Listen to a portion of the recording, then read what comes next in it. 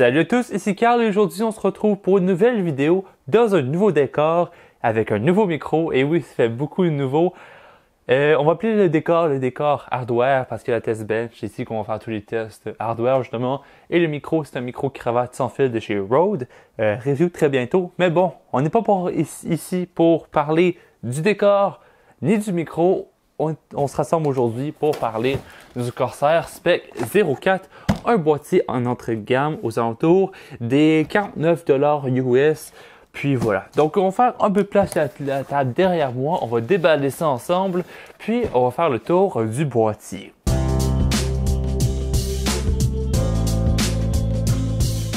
Donc, on a déplacé le boîtier sur la table. À l'intérieur, on a évidemment le boîtier et un manuel d'utilisation pratique si vous avez rarement assemblé des ordinateurs, voire jamais, c'est votre première fois. Le manuel va avoir quelques instructions assez pratiques. On va commencer par l'extérieur du boîtier. Ici, on a un style noir et jaune. Si je ne me trompe pas, il est aussi disponible en noir et rouge et en noir et gris. Par contre, à ma connaissance, au jour où est-ce qu'on se parle, la version noir et jaune n'est pas disponible en France en ce moment, mais ça pourrait changer. Bon, ici, j'ai pris la version noir et jaune. Ça va faire un peu différent là, de ce qu'on voit habituellement sur le marché. Le devant, style extrêmement agressif, gamer style, c'est ce que Corsair donne avec la série Spec. Vous avez vu ma vidéo du Corsair Spec Alpha. C'est vraiment un style agressif. Puis voilà. Quand on fait le tour, bon, non seulement on a le petit logo Corsair juste ici, quand on va faire le tour sur le côté, parce que oui, les connexions avant sont sur le côté, c'est à vous de voir si c'est un avantage ou désavantage. De mon côté, je vois pas trop d'inconvénients. C'est juste une adaptation par rapport à votre setup, mais ça, c'est à vous de voir. Bref, on a un bouton d'alimentation, un port USB 3.0, un port USB 2.0, le jack pour écouteurs et micro, une LED d'activité pour le disque dur, ainsi qu'un bouton Reset. Quoi que je dis, ce bouton Reset-là, avec les périphériques Corsair, donc par exemple les Corsair HD 120 RGB, vous pouvez l'utiliser pour changer le mode, la couleur ou la vitesse de vos ventilateurs. Bref, allez voir ma vidéo sur les Corsair HD 120 RGB si vous ne savez pas de quoi je parle. On va aller voir maintenant l'intérieur du boîtier parce que c'est ce qui est vraiment le plus important dans un PC. C'est bien beau avoir un extérieur assez plaisant. Si l'intérieur n'accommode pas vos pièces, eh bien, vous n'allez pas aller très très loin avec votre PC. On va mettre le panneau latéral juste de côté ici. Voilà. Et première chose à l'intérieur, on a une cage de disques durs. 3 disques durs 3.5 pouces par défaut. Sauf que quand on sort les petits racks, on s'aperçoit qu'il y a des points de montage pour les disques 2.5 pouces. Donc, peu importe votre type de disque, ça va monter là-dedans sans problème. Ensuite, on a la petite boîte d'outils dans le deuxième des racks, donc de visserie, pardon. Donc, toutes les vis pour monter la carte mère, vos périphériques, disques durs, etc. Tout va être là-dedans. Dans la petite boîte en carton, c'est des vis bien normales, pas besoin de s'y intéresser en tant que tel. En bas, on va voir la place pour l'alimentation. C'est une alimentation de taille ATX normale qu'on peut rentrer là-dedans. On a un petit filtre pour filtrer l'entrée d'air de votre alimentation, ce qui est une bonne chose. Ça peut réduire en partie la poussière qui rentre dans votre PC, du moins dans l'alimentation. Puis vous pouvez mettre jusqu'à une alimentation ATX normale. Je l'ai testé en caméra, puis vous pouvez rentrer sans trop de problèmes une ARM 750i. Quoi que je ne recommande pas une alimentation aussi haut de gamme dans un boîtier en entrée de gamme comme ça. À l'avant, on va voir le seul ventilateur fourni avec le boîtier, un 120 mm à LED blanche. Puis voilà, ça va faire le travail en entrée, malgré il va falloir vous fournir un ou des ventilateurs en sortie d'air, sinon votre PC va avoir assez chaud. Puis voilà, donc au niveau des points de montage de la carte mère, on peut mettre une carte mère Full ATX. C'est sûr que vous allez avoir un peu de difficulté au niveau cable management avec une carte mère Full ATX, mais c'est faisable. Et en plus, l'entretroise du milieu de la carte mère possède déjà un petit support pour la tenir en place lorsque vous vissez vos autres points de montage de votre carte mère. J'ai oublié de mentionner qu'à l'avant, au total, on semble avoir 3 entrées 120 mm. Ouais, donc exact. Les deux premières sont assez visibles, mais la troisième, il va falloir enlever la façade avant en plastique pour y accéder. C'est tout à fait faisable.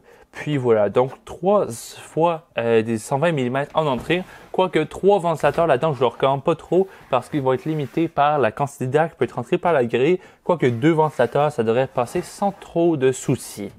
Pour la sortie, on a deux 120 mm sur le dessus du boîtier, que vous pouvez voir juste ici, puis un autre en sortie. Donc, je ne vous recommande pas forcément de mettre un radiateur tout en un, donc un all-in-one comme on dit, pour refroidir le processeur, un refroidisseur à eau, pour la simple raison que l'espacement entre le haut du boîtier et la carte mère est assez restreint. J'ai pas encore monté dans ce boîtier-là, mais juste à l'œil, avec mon expérience d'assemblage d'ordinateur, je vous le dis tout de suite, vous allez avoir un peu de difficulté. Quoique, à l'avant, si vous retirez la cage de disque dur, c'est une chose qui semble être possible, mettre par exemple un Corsair H100i V2. Faudrait que je le teste en live. Ça pourrait être intéressant à faire. Puis voilà, en parlant de live, je ne vais pas monter dans le boîtier aujourd'hui, mais je pourrais le faire en live si ça vous dit quelque part dans les semaines à venir. Puis voilà. Donc, au niveau des câbles qui sont fournis, évidemment le câble USB 3, etc. Mais une chose que j'aime beaucoup du boîtier, malgré son prix de 50 c'est que le câble USB 3 est plat et non rond. Les câbles ronds d'USB 3 internes sont vraiment durs à plier. Quand ils sont plats comme ça, c'est super facile de plier parce qu'ils sont souvent à la verticale. Ça va se faire assez facilement de cette façon-là. Puis voilà, c'est pas mal ça qui fait le tour de la partie intérieure. Puis c'est ça. À l'arrière, on va voir nos 7 slots PCIe avec les vis qui sont à l'extérieur du boîtier parce qu'on est sur un boîtier d'assez petite taille considérant que ça prend une carte mère Full ATX et notre entrée, en fait notre sortie techniquement pour le fil d'alimentation qui va aller juste ici, la sortie d'air de l'alimentation. Bref, vous comprenez comment un ordinateur ça se positionne. On va retirer les 12 autres vis qui tiennent le panneau latéral en place. Puis on voit l'arrière du châssis. C'est quelque chose que j'ai moins aimé sur le Corsair SPEC Alpha, c'est l'espace assez restreint de cable management. Il y a à peine 3-4 mm entre la plaque de carte mère et les points de montage pour le panneau latéral. Heureusement, on a une légère extension au milieu du boîtier pour accommoder un peu les câbles. Mais franchement, un câble 24 pins, c'est assez épais, donc je suis curieux de voir comment ça va se positionner là-dedans. On peut voir que le ventilateur de 120 mm ici est branché en 3 pins parce que le câble est juste ici. Puis voilà, c'est pas ça qui fait le tour. Maintenant que je regarde ça, je réalise aussi qu'on va avoir 2 points de montage de disque 2.5 pouces pour la chambre principale. Donc vous mettez votre disque de ce côté-ci. Et puis, vous le vissez de l'arrière et 2 petits trous aussi pour passer vos câbles. Donc, au total, ça vous ferait 3 fois des disques 2.5 ou 3.5 pouces, plus 2 autres disques 2.5 pouces. Donc, malgré que ce soit un boîtier extrêmement en entrée de gamme, 50 $, c'est pas tant que ça, eh bien, on a quand même un boîtier qui va être facile, pas facile de montage, mais qui va être capable d'accommoder quand même une bonne quantité de composantes. Qu'est-ce que j'en pense en tant que tel? C'est loin d'être le boîtier le plus solide. On a un peu de flex sur le châssis en tant que tel, sur le haut, sur tous les côtés. C'est d'aluminium extrêmement mince, mais une fois le PC monté dedans, les choses vont s'améliorer, surtout que la carte mère qui va ajouter de la rigidité, et l'alimentation qui va acheter un peu de poids au produit. Mais je ne peux pas me trop plaindre que le produit n'est pas parfait, considérant son prix. Vous voulez un boîtier qui a un style intéressant, sans nécessairement briser votre petit cochon d'économie. Ça vous permet d'optimiser votre budget pour mettre le maximum d'argent sur les composantes qui apportent la performance, tout en ayant un boîtier qui ne va pas avoir l'air de boîte de carton en dessous de votre PC.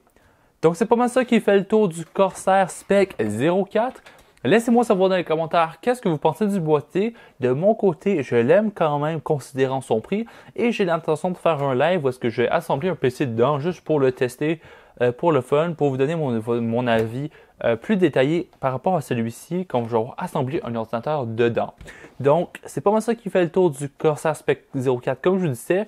Laissez-moi savoir dans les commentaires qu'est-ce que vous avez pensé du produit ainsi que de la vidéo. Et à la prochaine. Ciao tout le monde!